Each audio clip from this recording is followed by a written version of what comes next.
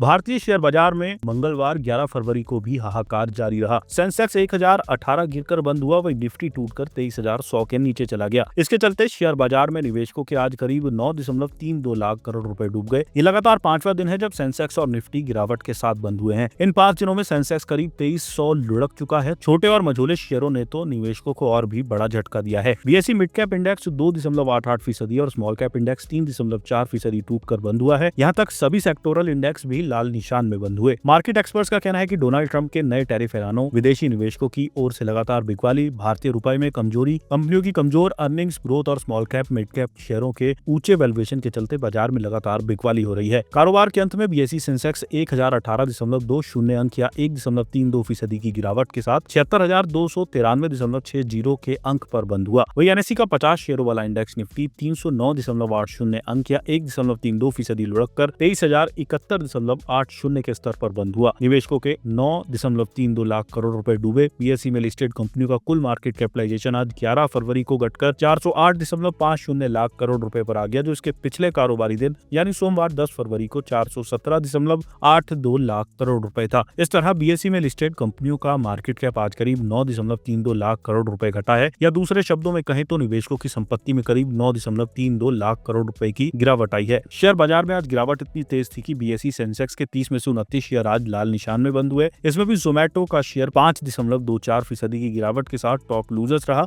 वहीं Tata steel, Zomato, Titan और Bajaj finance के शेयरों में 2.41% से लेकर 2.84% तक की गिरावट देखी गई। वहीं सिर्फ एक शेयर भारतीय एयरटेल 0.01% की मामूली तेजी के साथ हरे निशान में बंद हुए हैं। 12 फरवरी को कैसी रह सकती है बाजार की चाल? प्रोग्रेसिव शेयर्स के निदेशक आदित्य गग्गर का कहना है कि धीमी शुरुआत के बाद बाजार में मंदड़ियों ने जोरदार वापसी की। आज पूरे कारोबार में तेज गिरावट देखने को मिली। एक समय ऐसा भी आया जब निफ्टी 23,000 के अपने मनोवैज्ञानिक सपोर्ट के नीचे चला गया, लेकिन अंत में ये थोड़ा संभलने में कामयाब रहा और 309.80 अंकों की गिरावट के साथ 23,071.80 पर बंद हुआ। आज सभी सेक्टर लाल निशान पर बंद हुए। इनमें भी रियलिटी और मीडिया में सबसे ज्यादा गिरावट देखने को मिली। वास्तविक दर्द तो ब्रॉडर मार्केट में देखने को मिला। आज मिड कैप और स्मॉल कैप शेयरों में भारी बिकवाली देखने को मिली। मिड और स्मॉल कैप इंडेक्स 3.02% और 3.45% तक गिर गए। बाजार के लिए तकनीकी ढांचा कमजोर बना हुआ है। हर उछाल पर बिकवाली का दबाव बढ़ रहा है। ऐसा लग रहा है कि इंडेक्स 22,800 के अपने पिछले सपोर्ट को छूने की ओर बढ़ रहा है। निफ्टी इस स्तर को भी तोड़ता है तो फिर ये 22,600 तक नीचे जा सकता है। ऊपर की ओर 23,240 पर तत्काल रेजिस्टेंस दिख रहा है।